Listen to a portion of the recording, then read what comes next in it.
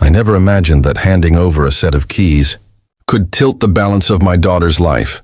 It was supposed to be a clean, proud moment, one of those memories that mothers hold on to forever. The little brick house on Maplewood Lane wasn't grand, but it had a warmth about it that reminded me of possibility.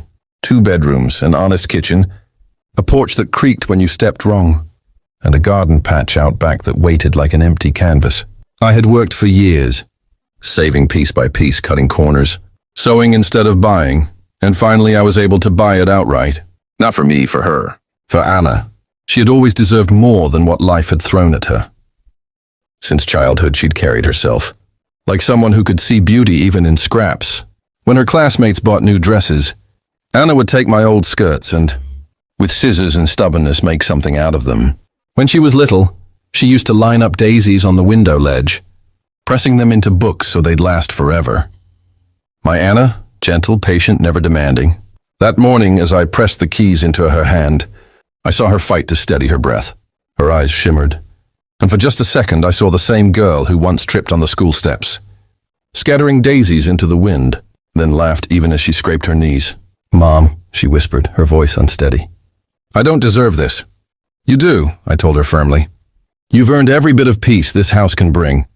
Her fingers closed around the keys as if she were afraid they'd vanish. She hugged me so tightly I could feel the sharpness of her ribs through her coat. It was a hug of gratitude, but also of relief, like she was holding on to the possibility of something better. I thought foolishly that it was the beginning of her freedom. By late afternoon, the driveway was a spectacle.